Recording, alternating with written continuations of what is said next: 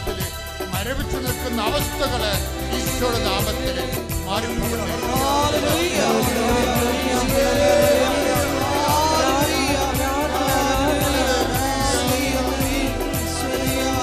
രോഗങ്ങള് ഈശോയുടെ നാമത്തില് വിശുദ്ധ രക്തത്താൽ കഴുകപ്പെടട്ടെ.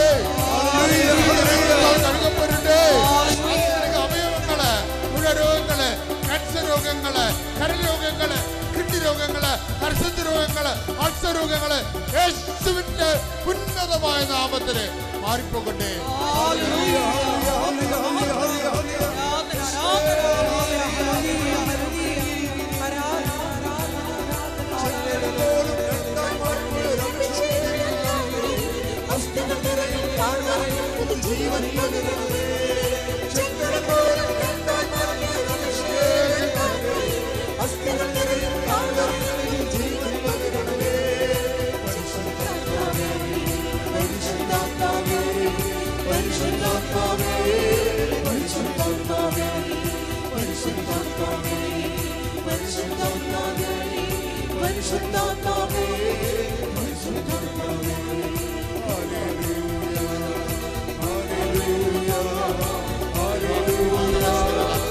മക്കളില്ലാത്ത അവസ്ഥകള്, വൈവാഹിക തടസ്സങ്ങള്, മക്കളില്ലാത്ത അവസ്ഥകള്, വഴി മുട്ടിപ്പോയവര്, വരുമാനം മുട്ടിപ്പോയവര് യേശുവിന്റെ നാമത്തില് വാതിൽ തുറക്കട്ടെ.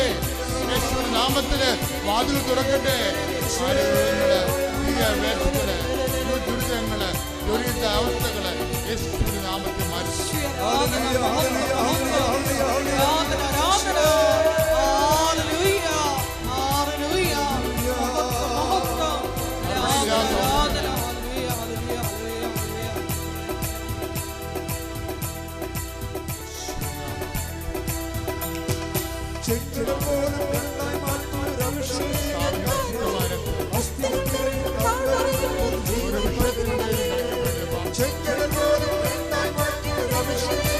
വൈവാഹിക തടസ്സങ്ങള്, ഭവനമില്ലാത്ത അവസ്ഥകള്, കുടുംബത്തിൽ സമാധാനമില്ലാത്ത അവസ്ഥകള്, കേസിൽ അകപ്പെട്ടു പോയിരിക്കുന്നവര്, ജയിലിൽ കിടക്കുന്നവര്, മേലക്കെത്തിക്ക് വഴിയില്ലാതെ നിയമപരമായ തടസ്സങ്ങളുള്ളവര് യേശുവിന്റെ നാമത്തില് മാറിപ്പോകട്ടെ.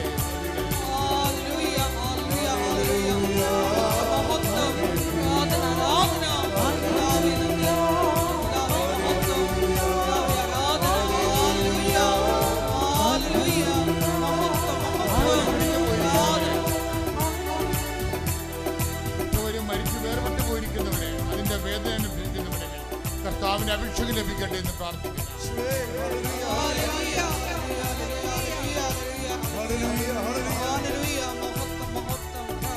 സ്ഥിരതയില്ലാത്തവര്, വരുമാനത്തിന്റെ അടിസ്ഥാന മാർഗങ്ങൾ നഷ്ടപ്പെട്ടു പോയവർ, വഴി അടഞ്ഞു പോയവരെ കർത്താവിന്റെ നാമം തുറക്കപ്പെട്ടെ എന്ന് കൽപ്പിക്കുന്നു.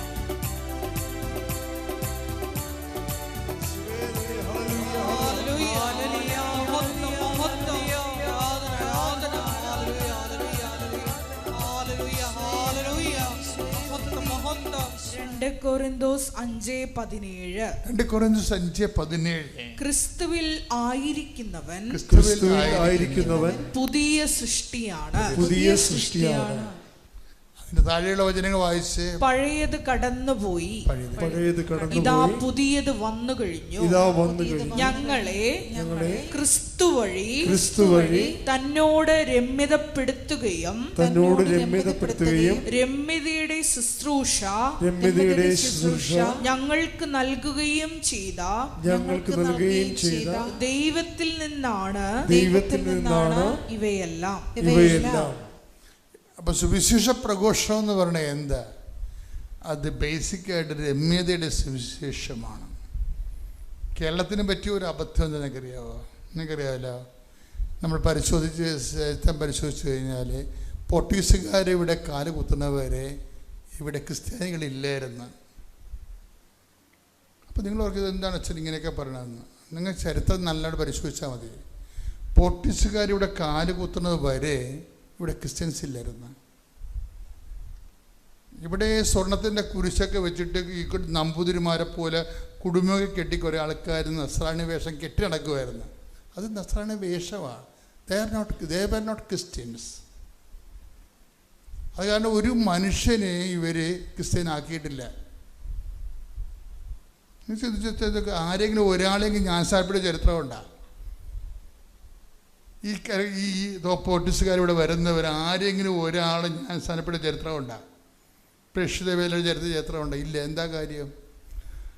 താഴെയുള്ളവരെ അവർണരെന്ന് വിളിക്കുന്നവരെ ഇവിടെ നസ്രാണി ഇവിടെ വന്നപ്പോൾ തന്നെ എന്ത് ചെയ്ത് അവർ നമ്പൂതിരിയുടെ റാങ്കിലേക്ക് വന്ന്. കാര്യം അത് ബിസിനസ്സുകാരായിരുന്നു. എല്ലാവരും തന്നെ ബിസിനസ്സുകാരായിരുന്നു. എക്സ്പോർട്ടേഴ്സ് ആയിരുന്നു എല്ലാവരും. ഇപ്പം രാജാക്കന്മാർക്ക് നല്ല പണം കിട്ടി. അവർക്ക് ഒത്തിരിയേറെ ഈ നമ്മുടെ തരിശാപ്പള്ളി ശാസ്ത്രങ്ങൾ പോലെ ഒത്തിരി ആനുകൂല്യങ്ങൾ നൽകി. പകൽ വിളക്കുകൾ, പടിപ്പുരകൾ, പാവാട എന്നൊക്കെ പറഞ്ഞാൽ എന്താ? ഈ ആൾക്കാർ നടന്നു പോകുമ്പോൾ പരവതാനി വിരിച്ചു കൊടുക്കും. അതിനാണ് പാവാട എന്ന് പറയുന്നത്. നസ്രാണി പ്രഭുക്കന്മാർ പണ്ട് നടന്നു പോകുമ്പോൾ പരവതാനി വിരിച്ചു കൊടുക്കും. അതിന് പാവാട. അത് നമ്മൾ കൊടുക്കുന്ന പാവാട അല്ല, പകൽ വിളക്കെന്ന് പറയും. വാസ്കോഡിഗാമ കോഴിക്കോട് വന്ന് ഇറങ്ങുമ്പോൾ സാമൂതിരി വരുമ്പോൾ സാമര് മുമ്പിൽ ഒരാൾ വിളക്ക് പിടിച്ചിട്ട് വരും. ഉച്ച 12 മണിക്ക് വിളക്ക് പിടിച്ചിട്ട് വരും. എന്താ? പകൽ വിളക്ക്. അയാളുടെ ഔന്നത്യത്തെ കാണിക്കുന്നതാണ്. അപ്പോൾ അതൊരു ആഢ്യതയുടെ പ്രതിരൂപങ്ങളായിരുന്നു. അപ്പോൾ ഈ ആഢ്യതയിൽ അഭിരമിച്ചുകൊണ്ട് കർത്താവിനെ മറന്നുപോയൊരു സമൂഹമാണ് നമ്മുടേത്. എന്താ കാര്യം? കർത്താവിന് കൈമാറിയാൽ അവർണരെ കൂടെ ഇവർക്ക് സഹകരിക്കേണ്ടി വരും. അതുകൊണ്ട് സഹകരിക്കാതിരിക്കാൻ വേണ്ടി തന്നെയാണ് അവർണരെ മാറ്റി നിർത്തിക്കൊണ്ട് ഒരു സുവിശേഷ വിലക്കുമില്ല. തങ്ങളുടെ ജാതി വിട്ടിട്ടൊരു കളിയില്ല. അപ്പോൾ ദൈവത്തെക്കാൾ പ്രാധാന്യം ജാതിക്ക് കിട്ടിയ കാലം. അതെന്തുകൊണ്ട് അങ്ങനെ കിട്ടിയെന്ന് ചോദിച്ചു കഴിഞ്ഞാൽ എൻ്റെ പ്രധാനപ്പെട്ട കാരണം എന്താ? ഒറ്റ കാരണമേ ഉള്ളതിന്. അതിൻ്റെ കാരണം സുവിശേഷം സ്വീകരിക്കാതെ വിശ്വാസം സ്വീകരിച്ചു. അതാണ് വിഷയം. സുവിശേഷം കേരള സഭയ്ക്ക് പറ്റിയ അടിസ്ഥാന രോഗം എന്ന് പറഞ്ഞാൽ എന്താ? സുവിശേഷം സ്വീകരിക്കാതെ വിശ്വാസം സ്വീകരിച്ച്. ഇത് പോർട്ടുഗീസുകാർ വന്നതിന് ശേഷവും ഇത് സംഭവിച്ചിട്ടുണ്ട്. ഡോക്ടറിന ക്രിസ്തം പോലെയുള്ള ചില പുസ്തകങ്ങൾ ഫ്രാൻസിസ് ഇവരൊക്കെ എഴുതുമ്പോഴും അവർ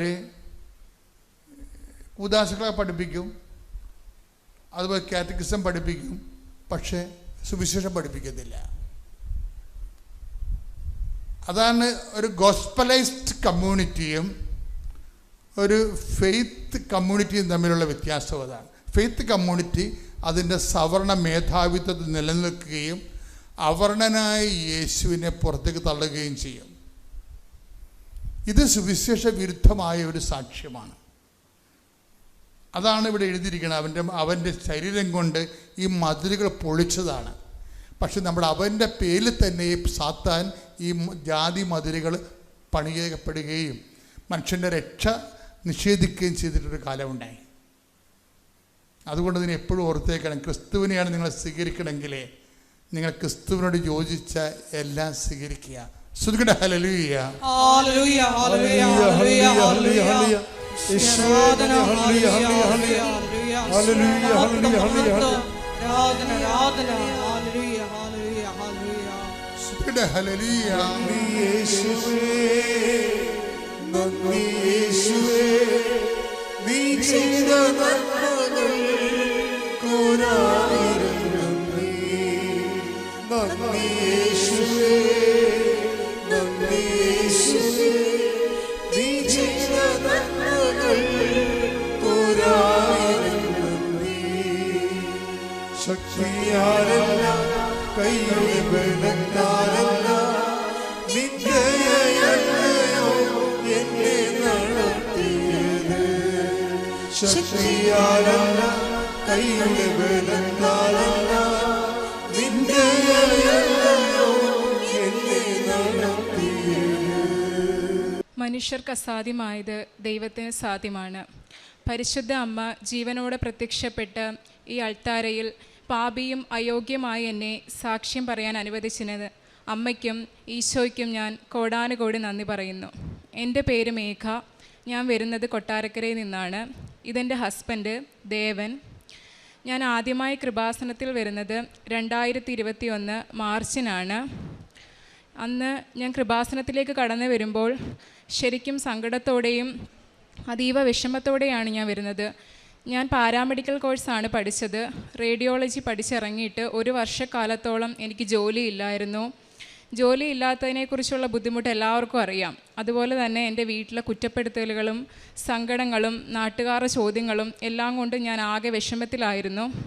അങ്ങനെ ഇരിക്കുകയാണ് ശരിക്കും അമ്മ എന്നെ ഇങ്ങോട്ട് വിളിച്ചതാണ്. ഞാൻ യൂട്യൂബിൽ ഒരു ദിവസം ഇങ്ങനെ അതീവ വിഷമത്തോടെ ഇരിക്കുമ്പോഴായിരുന്നു ഇവിടുത്തെ സാക്ഷ്യങ്ങൾ കാണുന്നതും അച്ഛൻ്റെ ടോക്കുകൾ കാണുന്നതും. അങ്ങനെ ഞാൻ ഇവിടെ എത്തി അമ്മയുടെ അടുത്ത് വന്ന് ഉടമ്പടി എടുത്ത് പ്രാർത്ഥിച്ച് അന്ന് എനിക്ക് അച്ഛനെ കാണാനൊരു ഭാഗ്യം ഉണ്ടായി. അച്ഛൻ്റെ ബ്ലെസ്സിങ് മേടിച്ച് ഞാൻ വീട്ടിലേക്ക് പോയി. അതിനുശേഷം 1 മാസം കഴിഞ്ഞ് എനിക്കൊരു ഹോസ്പിറ്റലിൽ നിന്നൊരു കോള് വരികയാണ്. ഇതുപോലെ വേക്കൻസി ഉണ്ട്, ഞാൻ റേഡിയോഗ്രാഫറായിട്ടാണ് ഇപ്പോൾ വർക്ക് ചെയ്യുന്നത്, അങ്ങനെ ഇൻ്റർവ്യൂവിന് വരണമെന്ന് പറഞ്ഞു. അങ്ങനെ ഞാൻ ഒരു ഓണത്തിൻ്റെ സമയമായിരുന്നു, സെപ്റ്റംബർ മാസത്തിലേക്കാണ് എന്നെ ഇൻ്റർവ്യൂവിന് വിളിച്ചത്. അങ്ങനെ ഇൻ്റർവ്യൂവിന് പോയി. മാതാവിൻ്റെ കാശുരൂപമായിട്ടായിരുന്നു ഞാൻ ഇൻ്റർവ്യൂവിന് പോയത്. എന്നോട് അവർ കൂടുതൽ ചോദ്യങ്ങളൊന്നും ചോദിച്ചില്ല. അത്യാവശ്യം നോർമലായിട്ടുള്ള കാര്യങ്ങൾ മാത്രം ചോദിച്ചു. 2 ആഴ്ചയ്ക്കുള്ളിൽ ജോയിൻ ചെയ്തോളാൻ പറഞ്ഞു. ദൈവത്തിൻ്റെ വലിയൊരു ഇടപെടലായിരുന്നു അവിടെ സംഭവിച്ചത്. അമ്മ മാതാവും ഈശോയും തന്ന ജോലിയായിരുന്നു എനിക്കത്. അങ്ങനെ കൊല്ലത്ത് ഒരു പ്രൈവറ്റ് ഹോസ്പിറ്റലിൽ അത്യാവശ്യം നല്ല സാലറിയിൽ അമ്മ മാതാവ് എനിക്കൊരു ജോലി തന്ന് അനുഗ്രഹിച്ചു. അതിനുശേഷം എൻ്റെ ഹസ്ബൻഡ് സൗദിയിലായിരുന്നു. സൗദിയിൽ കൊറോണ സമയം ആയപ്പോഴത്തേന് ഹസ്ബൻഡ് ജോലി നഷ്ടപ്പെട്ടു. 2 വർഷക്കാലത്തോളം ഹസ്ബൻഡ് നാട്ടിൽ വന്ന് നിൽക്കേണ്ടി വന്നു. ഒരുപാട് ബുദ്ധിമുട്ടുകളും പ്രയാസങ്ങളും ആ സമയത്ത് അദ്ദേഹം അനുഭവിച്ചു. അങ്ങനെ ഞാൻ പറഞ്ഞു, മാതാവിൻ്റെ അടുത്ത് വന്ന് ഉടമ്പടി എടുക്ക്. ആദ്യമൊന്നും അദ്ദേഹത്തിന് വിശ്വാസമില്ലായിരുന്നു.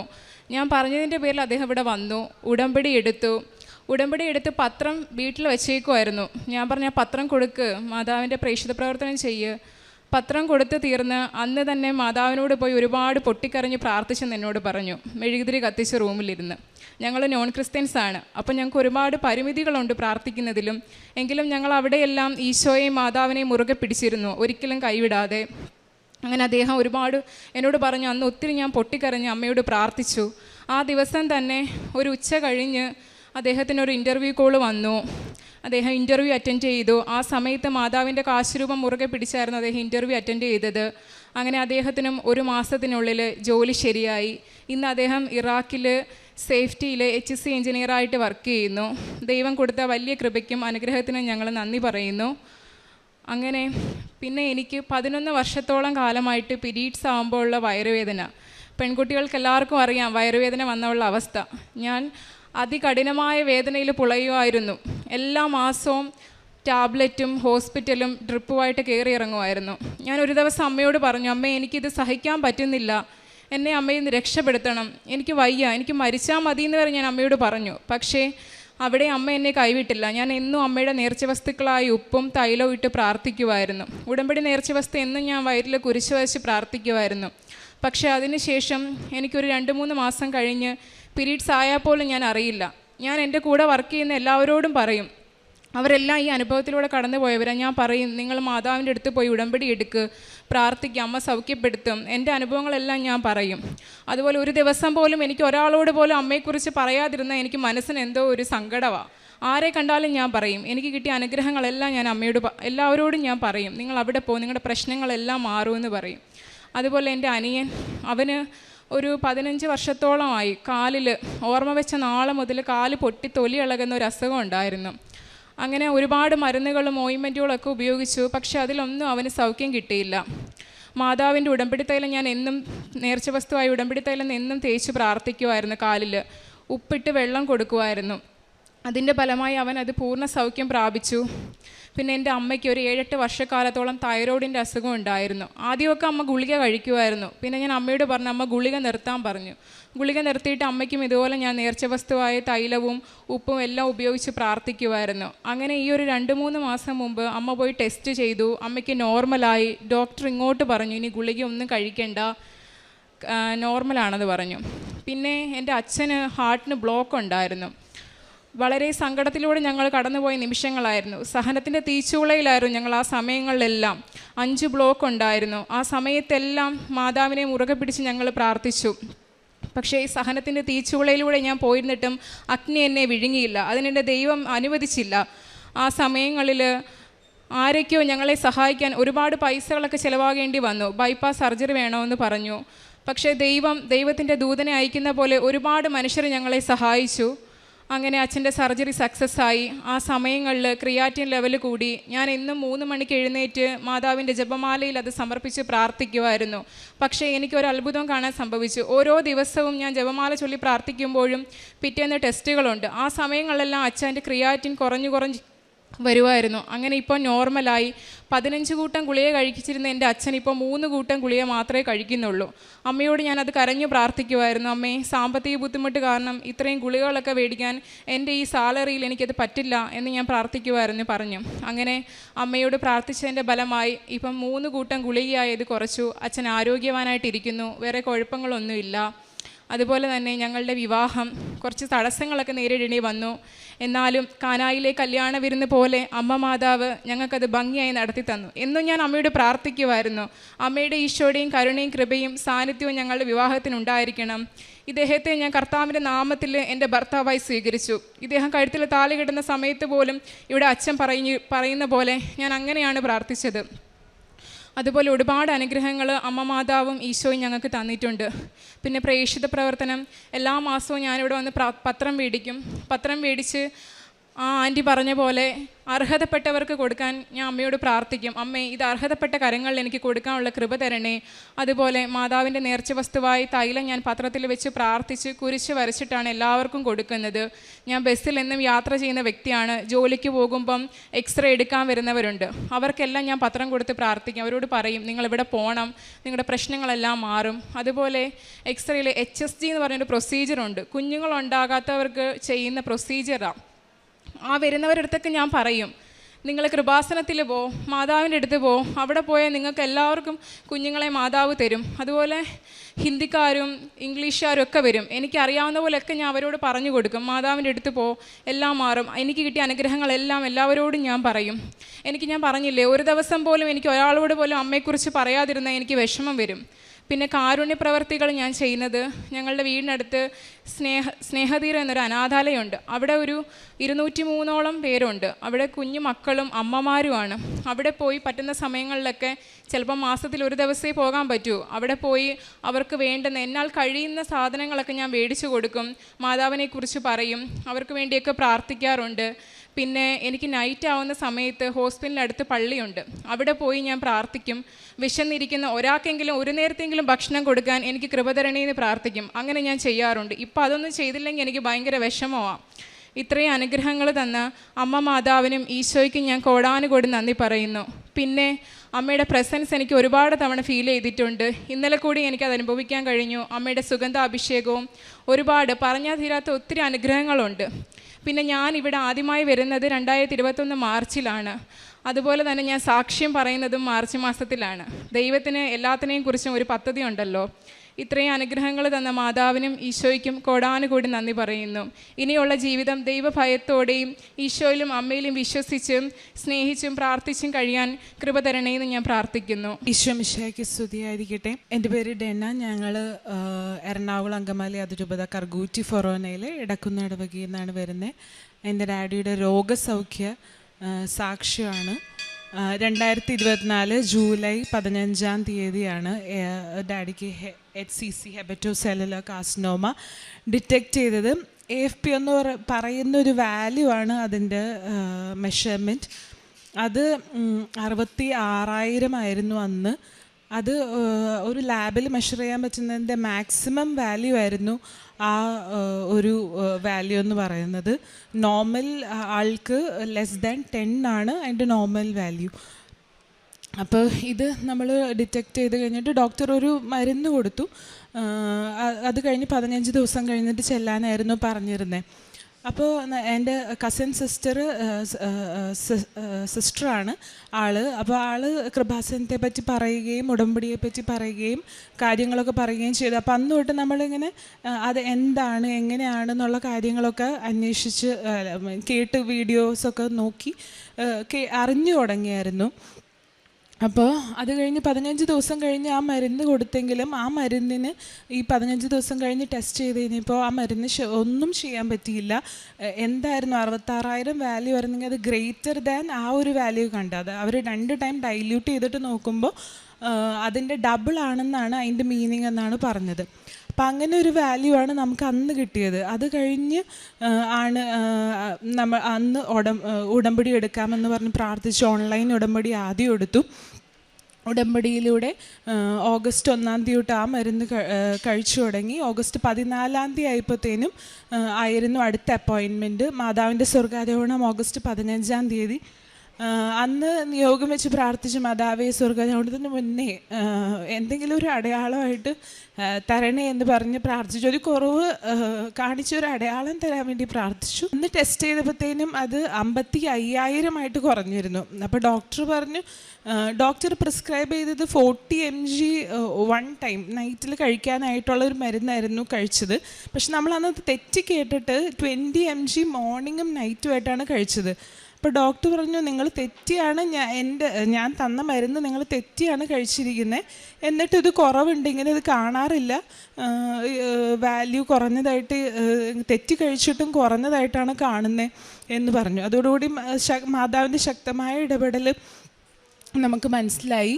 പിന്നീട് അടുത്ത ഡേറ്റ് പറയുന്നത് സെപ്റ്റംബർ 11 ആണ്. അന്ന് മാതാവിൻ്റെ അമലോത്ഭവ തിരുനാളിനോടനുബന്ധിച്ച് നമ്മൾ പ്രാർത്ഥിച്ചു. ഉടമ്പടിയിലും നിയമങ്ങളെല്ലാം നമ്മൾ പാലിച്ചു പോന്നു. എന്നിട്ട് നിയോഗം വെച്ച് പ്രാർത്ഥിച്ചു കഴിഞ്ഞപ്പോഴത്തേനും ഇതിന് മുന്നായിട്ട് നമ്മുടെ ആൻറ്റിമാരെല്ലാവരും ഉടമ്പടി എടുത്തിട്ടുള്ളവരാണ്. അവരെല്ലാവരും ഒരുമിച്ച് ചേർന്ന് ഞങ്ങൾ തീരുമാനിച്ചു ഓഗസ്റ്റ് തൊട്ട് എല്ലാ മാസവും 1000 മണി കൊന്ത ഇവിടുന്ന് മേടിച്ച് കൊണ്ടുപോയിട്ട് അത് എല്ലാവരും കൂടി ഒരുമിച്ച് മക്കളായാലും അവരുടെ മക്കളായാലും കുടുംബം ഒരുമിച്ച് അത് പ്രാർത്ഥിക്കാമെന്ന് വിചാരിച്ചു. അങ്ങനെ ഓഗസ്റ്റ് 18 തുടങ്ങി ആ മാസത്തെ കൊന്ത ഞങ്ങൾ തുടങ്ങി.